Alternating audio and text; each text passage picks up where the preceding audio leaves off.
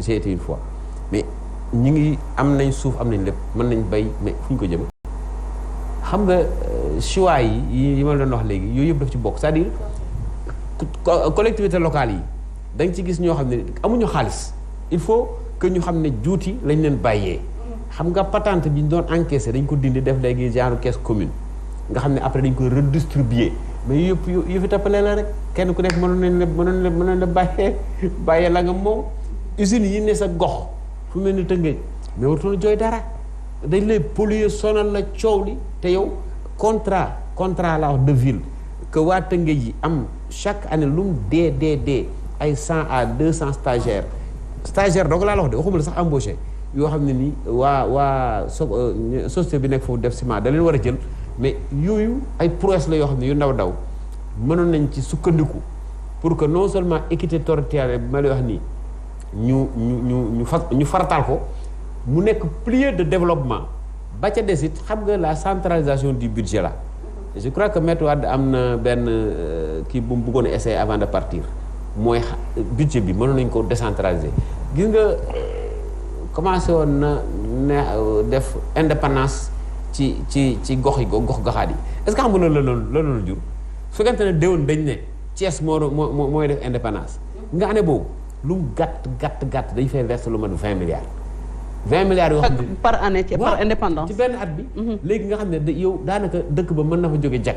mais imagine amul benn dëkk Sénégal boo xam ne dañuy xëy verser fa 20 milliards si ce n'est que oui on a besoin quand même jaaral benn autoroute à péage bon waxuma loolu damaa bëgg wax localement que état bi ñëw fekk tali bu toj sax ci benn collectivité locale wëral Sénégal dëkk boo fi dugg tali yi dañoo toj. jéem ko sax lijjanti kon par conséquent damaa jàpp ne liggéey bi état mënul jël ñi ñuy liggéey loolu amul fenn gi nga quand on parle actuellement d'1 million de chômeurs et plus mais soo fekkente ne da ngaa def décret xaw ma naan 10 000 da ngay jël 10 000 jeunes def leen xaw ma emploi précaire yooyu ay 50 000 par heure comme genre ASP yi mais ça c'est pas du boulot non seulement c'est pas du boulot 10 000 jeunes soo leen tasee sur 1 million de chômeurs mais t'as rien fait donc non seulement on peut arrêter l'exode rural bi am en allant vers les ruraux kenn ku nekk foo nekk ci Sénégal am nga potentiel boo xam ne nii su fekkoonte ne ña fa dëkk ca gox ba rek ñu def genre assemblée locale ñu discuter ne ñun suñu localité bi xam nañ ne lii ku ko fi def dana dox mais su boobaa état su leen mayee nopp même soo jëlul budget bi tasaare ko 20 milliards ci région yi kenn ku nekk la nga ci mën a mos parce que kuñ digoon tey 5 milliards par an am na programme interne boo mën a def te xëy na programme booba su fekkente ne dañ caa jiital xëyu ndaw yi mun na indi nga gis benn activité économique innovante boo xam ne nii localement nga dañ ko fi mën a def kon man damaa jàpp ne toog fi yor sa DER yor sa ministère de la microfinance xaw ma aussi je crois qu'il y a un autre waa ay ñoom FONGIP dama jàpp ne c'est pas inclusif ndax ils sont beaucoup trop loin des populations. Deuxièmement, même le grand projet agricole là yooyu ñu doon tabax xaw ma 100 milliards lañ ci def je crois mais moi je dis c'est trop am na loo xam ne nii soo ko farataaloon da nga mën a gis ne avec 100 milliards mais moi je dis avec 100 milliards en 2 ans on peut dans chaque localité faire une petite chose moo tax bi président demee Diamniadio ñuy wax ci affaire pétrole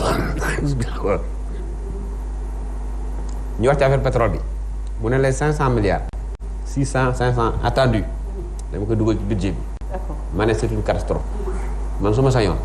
nga loolu dañ koy teg ci ay secteur d'activité yi nga su boobaa soo programme woon autosuffisance alimentaire at mu jot 500 milliards 600 milliards nañ jël 150 milliards ci agriculture jël 150 milliards wala 100 milliards ci santé noonu nga mënoon a jëlee chaque année nga jël benn 150 milliards xool 5 collectivités locales. D'accord. ku nekk nga doté ko lu gàtt jox ko benn 30 milliards ni ko débrouille-toi ñu xool sur le plan du développement na nga koy wax da nga naan ko tari man maa koy def mais au moins sur le plan du développement xool leen quelles sont les activités génératrices de revenus yoo xam ne nii mën nañ ko def ci gox bi nga xam ne équité territoriale mën nañ ko dañ ko war a boole en fait ci les politiques de gouvernement. Tout à fait. Mais il ne sert à rien nag di ko répéter ci ay discours alors que dans les faits il y a aucune action wala bokk luñ bind mu leer ci këyit nga xam ne déwoon kët ñii mën nañ am lii lañ fa prévoir ñii mën nañ am lii lañ prévoir te loolu def jàpp naa ne su amul foo liggéey quand même du lu ñuy mayee. Tout à fait. Il faut être créatif. mais toog rek projet attends xale yi projet lan mooy projet yow projet boo xam ne matul 1 million. d'accord approche citoyenne tamit dañuy wax ni léeg-léeg citoyens yi lu ci bëri dañuy jël lépp di xaar autorités yi surtout maires yi ñoom it au niveau des collectivités locales ñoom it ban taxawaay lañ ci war a am parce que des fois dañuy def wan ni am na budget citoyen mais néew na ay citoyens yu dem sax ci seen maire yi di jéem a xool foofu nan lañ koy doxee. merci de la question xamul tax. L'ancien recteur Abdou Salam Sall que je salue au passage on a discuté mu ne Babou lii nga ma wax la wax l'approche citoyenne mu ne ma c'est bien beau de voir les défauts mais tant que mu ne ma est-ce que tu as vu le nombre de milliards yi état yi di déverser ma ne ko effectivement mu ne ma ça sert à quoi ma ne ko à rien mu ne ma voilà donc l'approche inclusive et citoyenne mooy effectivement au niveau des collectivités locales nit ñi waroon nañ mën a réfléchir sur leur propre devenir donc doo xaar état c'est-à-dire que ils mettent en commun un projet porteur de progrès économique local de porteur de progrès social parce que fokk ay nit dañ ci liggéey mais xam nga limite bi lan la moi j'ai approché des commerçants de Touba on voulait les organiser pour que au moins ñoom am nañ xalaat bëggoon nañ ñi tabaxal benn usine nangam usine plastique usine nii mais gi nga bi ñu demee ci biir ñoom ñëpp dañoo ragal xam nga tax nous avons un gouvernement boo xam ne nii day demee soo commencé dara bala nga ko eggale soo wutul mu faagaagal la laajal Bougane laajal Atepa laajal ñeneen c'est-à-dire que su réew nag mënoo cee ne nga ne képp ku am looy def donte da ngaa yor taxi sax te faroo ak man fu ma la fekk dinaa la duma wala dinaa la nangam donc ba nga xam finalement acteurs économiques yi dañoo xaw a ragal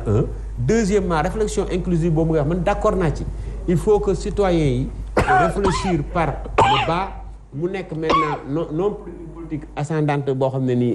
descendante boo xam ne nii day jóge rek ci kaw rek dal ci suñu kaw mais que nit ñi réfléchir ci seen propre devenir mais il faudrait que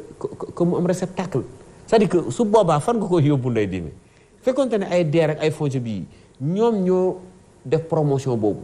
mais nous sommes à l'écoute ñun de dégguñu waa Bambey ñun de dégguñu waa Ziguinchor mais su boobaa da nga gis ne effectivement waa Bambey mais am na un potentiel xëy na boo xam ne man xaw ma ko yoo xamuloo ko mais ñi dëkk Bambey xam nañ ko réfléchir nañ ko bind ko ci genre benn mémorandum ñëw remettre ko mel ni DER su jaree 20 milliards nañ ko ci def su jaree 10 milliards su boobaa ñu def ko su jaree 5 milliards ñu def ko ci yooyu nag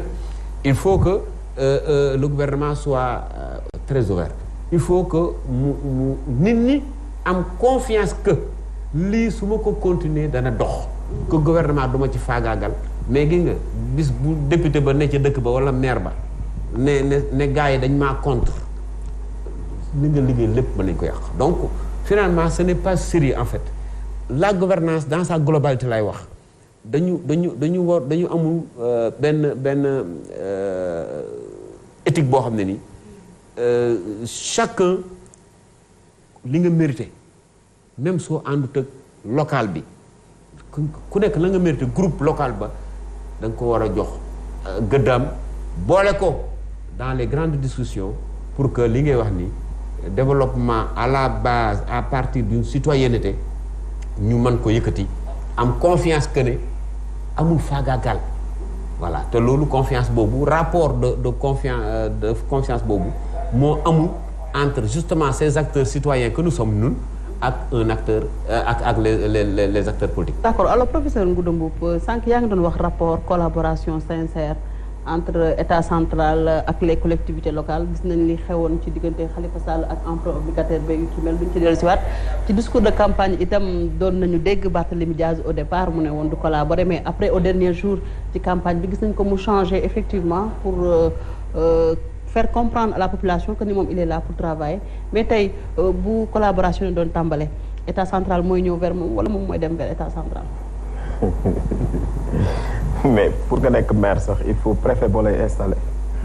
c'est que boo nekkee en fonction rek déjà tu es agent de l'État dans le cadre du dédoublement fonctionnel le maire buy rédiger les actes d'état civil il est considéré comme agent de l'État buy tenir les listes électorales il est considéré comme agent donc de l'État donc peut-être que le discours politique la donc mais tax Barthélémy Dias dellu si na si parce que moom bi ngi gérer maire yi xam ne loolu peut-être que langage politique la rek mais ils sont obligés donc et ki ñu fal moom ñoom ñaar ñëpp ça doit être interactif parce que même les actes des collectivités territoriales sont contrôlés par le représentant de l'État dafa am des actes transmissibles dafa am actes yoo xam ne c'est soumis à approbation préalable et cetera mais ma dellu si li ñu doon wax am na solo parce que ñun dañoo defoon tournée et là day indi ci loolu da ciy dugg man j'ai eu la chance doonoon le rapporteur général keroog bi ñu soumettre projet de loi bi sur les recettes du pétrole donc dans la société civile bi ñu nekkee Radisson j'étais le rapporteur général et je pense que bon président de la République sax bi ko société civile bi yuuxoo ni ko moo munoo def affaire bi te laajoo ñu suñu xalaat et cetera mu may une semaine quand même muy loo xamante ne dañ ko saluer bi ñu demee foofu noonu dañu gis ni recettes yi comme ni ko d'ailleurs sama collègue ñu def ay recommandations wax ni xaalis bi war nañ ko mën a dugal fenn foo xamante ni dana am njariñ ci foo xamante ni nii c'est des services prioritaires secteurs prioritaires éducation santé et cetera parce que dañoo gis ni